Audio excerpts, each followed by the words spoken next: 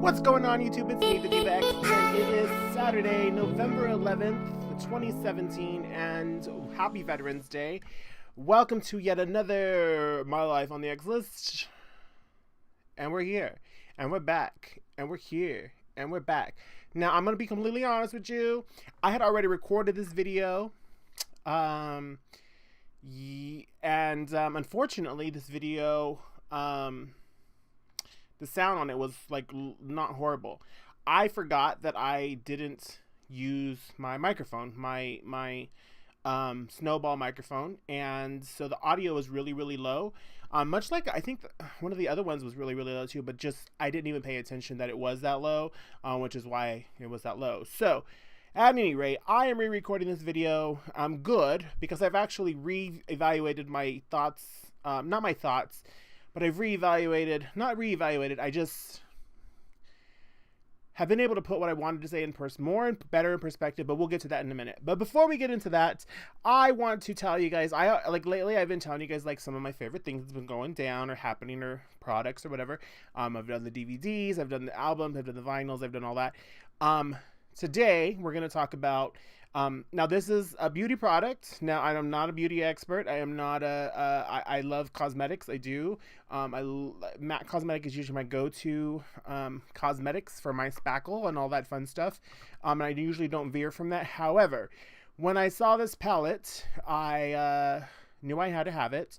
Why didn't know okay, so here's my deal. When I see new palettes that are coming out or new products that are coming out, I always ask a few people about their thoughts and opinions about the products, especially those who work at Sephora, because they know like ratings, or they know like what the buzz is, or whatever the case may be. I also do my little bit of my own research, and so I usually text Straggedy Vane, who is in Seattle, or Portland, Seattle. I think she's in Seattle, and I usually ask either Rachel Catrone or Aima Bottom, who also at any rate, I always ask them.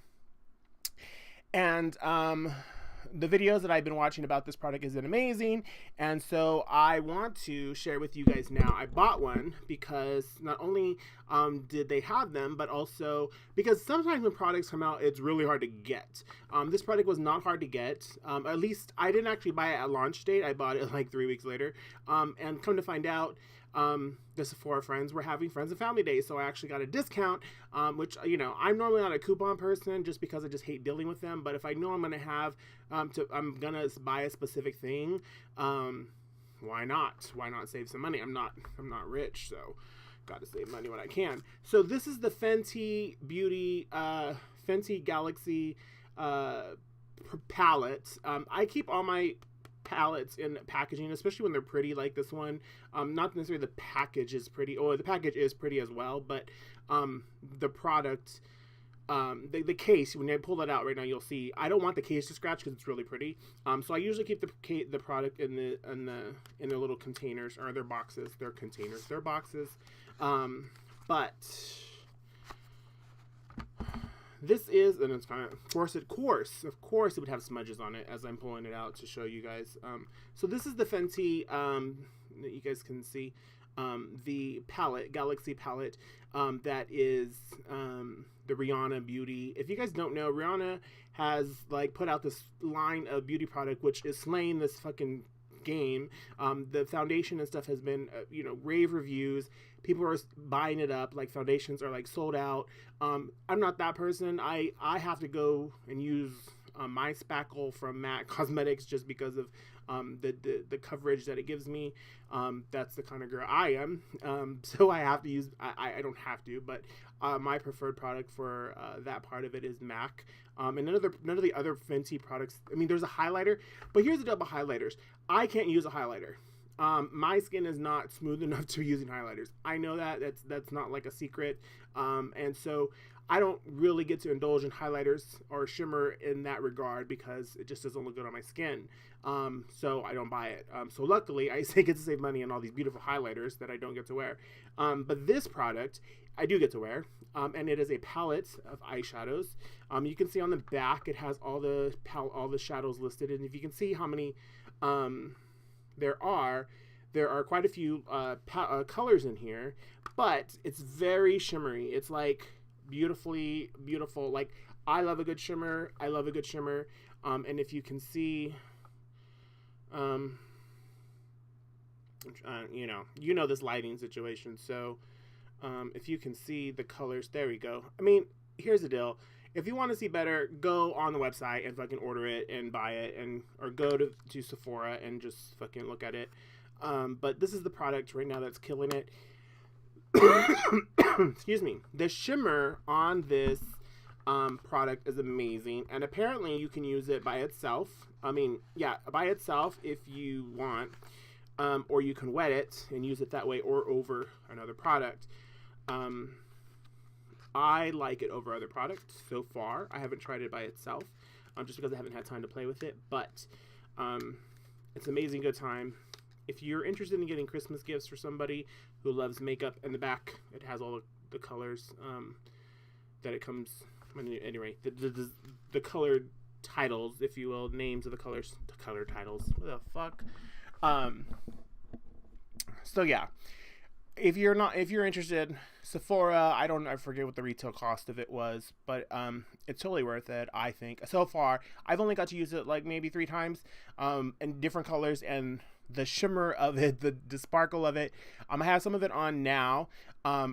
This is not going to be able to capture this and let you see it the way you are supposed to. So I'm not even going to try to like tell you what I have on, just because, but I can tell you I'm happy with it. So if you know anyone that's into makeup, get into it, get that for them. Or if you're a makeup person yourself, buy one. If you need some shimmer, glitter, sparkle in your life, it's great. So yeah.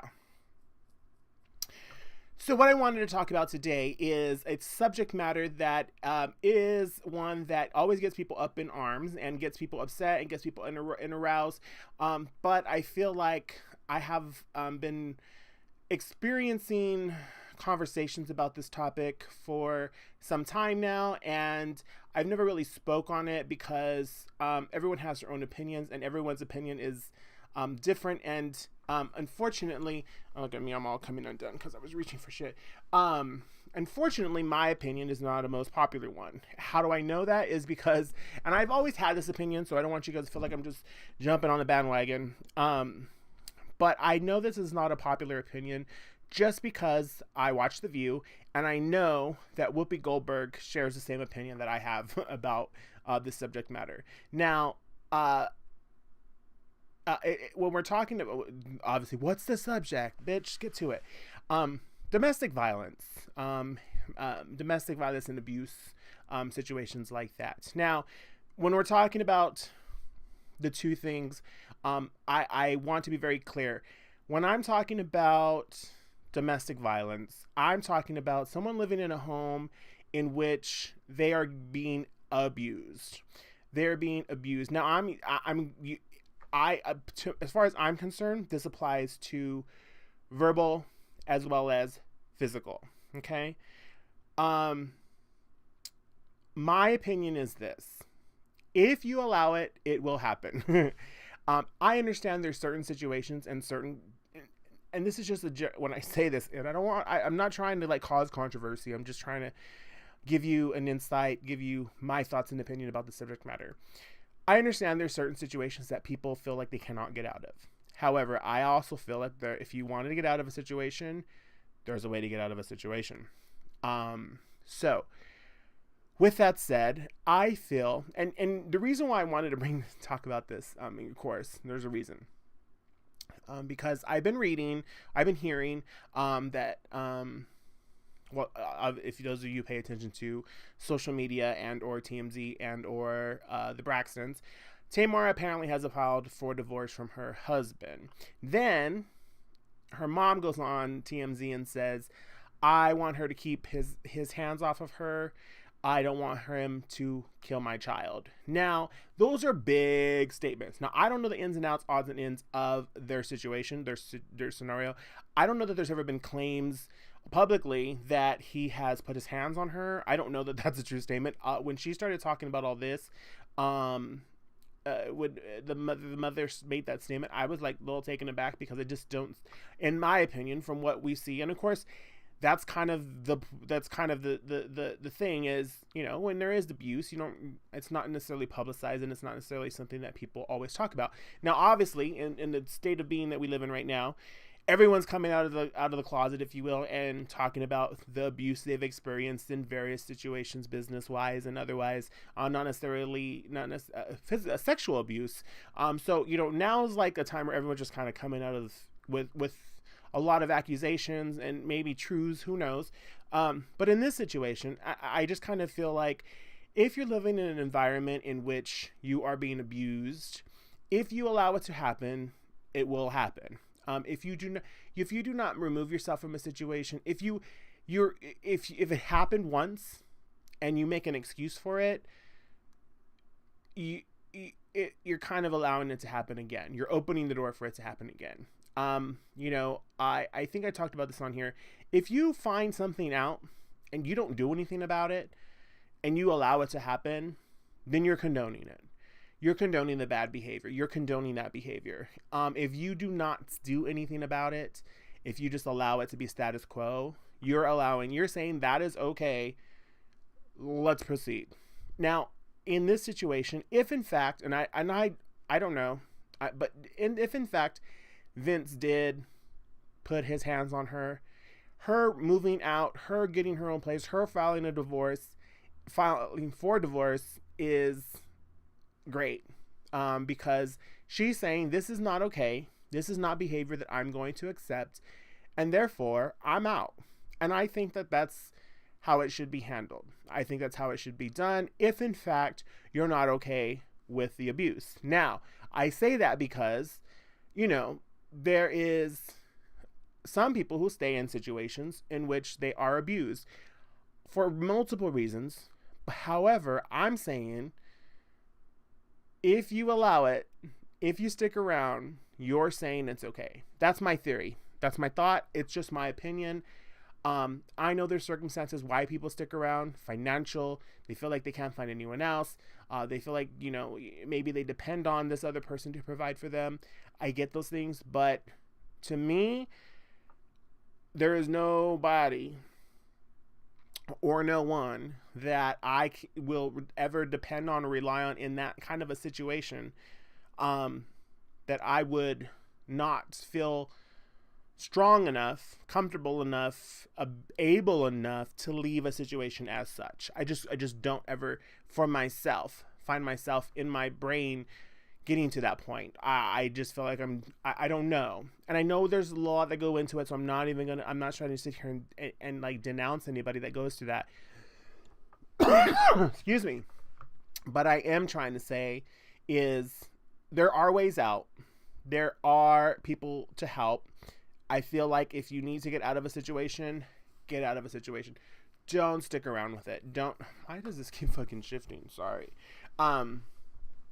Because it will, in my opinion, happen again. Normally, statistically shown, if it happened once, it will happen again. Oprah did a big show about it when Oprah had her show. If he hits you once, he will hit you again, was like the tagline for the show. I'm a firm believer of that, even before Oprah. So, now, going back to the other part of when I talked about the Whoopi and opinion, and my opinion is this. And this is kind of not necessarily domestic violence, but it kind of goes in hand with what I'm talking about. If a man hits a woman, if a woman hits a man, and I'm not talking about like love tap, I'm talking about like goes for the jugular, okay? Like tries to cause the bodily harm, and the intent is to harm him, she should be expected to get hit back. Okay? She should expect that back. I'm sorry. If you come from me in a certain way, in an aggressive manner, we gonna have a problem. I do believe, and I'm not saying that he has the ability or the right to then turn around and beat her ass for, especially, there's body differences, body structures, body strength, all those fun things that go into it. I understand that. I get that. I'm not talking about that. I'm talking about if you go up to somebody, if you think you're big and bad enough to address a man and approach a man and to swing on a man, you should expect that this man is going to somehow defend himself. And I'm talking, when I say that, and I'm okay with that if in fact he's only defending himself. I'm not saying he has the right to beat her. I'm not saying he has the right to drag her. I'm saying if someone is coming at you in some aggressive manner, and I'm saying this, reiterating this, because I don't want it to be misconstrued about what I'm saying.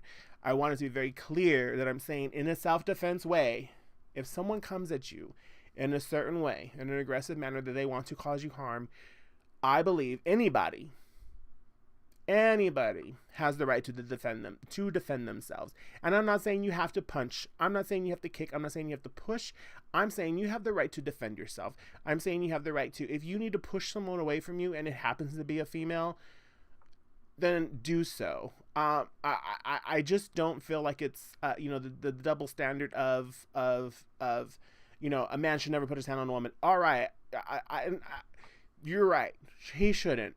I firmly believe that. I really truly believe that. However, in my book, I have the right to defend myself supersedes the never put my hand on a woman. Now, I'm not saying if a woman, and I've never been in this situation, so in my brain though, if a woman were to come and attack me, why? And again, I'm not even that type of person to find myself in those situations. So I just, in my brain, this is just my opinion, and if I can talking about it, like I've been there, done that. I've never been in this situation, trust me. But I kind of feel like if a woman approaches me in a way, like, I don't know, say I'm at the mall and some lady just walks up to me and starts punching on me, I'm gonna push the bitch. Like, you know what I mean? Or, if something happens, and in my brain, there's different levels of escalation now, okay? Now, if you're in a situation where you are having a verbal confrontation with someone, and that person, you can just tell, is progressively getting to a level 10, at some point, in my perspective, I'm going to remove myself from that situation. This situation is not going anywhere. So before it even escalates to violence or escalates to physical anything, I'm removing myself. I'm going to step back. I'm going to step away. Now, if that person continues to become aggressive, then we're going to have a problem, but I'm smart enough. I'm conscious enough. I have the coping skills to move myself from a situation. But if that person comes up behind me and attacks me, I'm gonna throw the bitch off me. You know what I mean? And again, not to as much harm as possible. It's to be able to remove myself from a situation and make sure that I'm safe. And that's what I think, like, that's the part that I want to be very clear on, because I'm not saying the guys have the right to beat women. I'm not saying any of that. I'm just saying a man has the right to defend himself. Anyone has the right to defend themselves, not even just men, because I know a few women that have really socked it to some men. Trust me, I have cousins who at one point in our lives thought they were related to Oscar De La Hoya and just was like going in on people. So yeah, it happens. And so that's my thoughts and opinions for tonight, ladies and gentlemen. Hey, don't send me any comments or about it, because I don't really care. That's my thoughts and opinions, and I'm sticking to it. We can have dialogue, but we ain't gonna have your thoughts about my thoughts like that. All right, guys, thanks for watching. I'm a little over. Thanks for watching. Tell a friend. Mwah.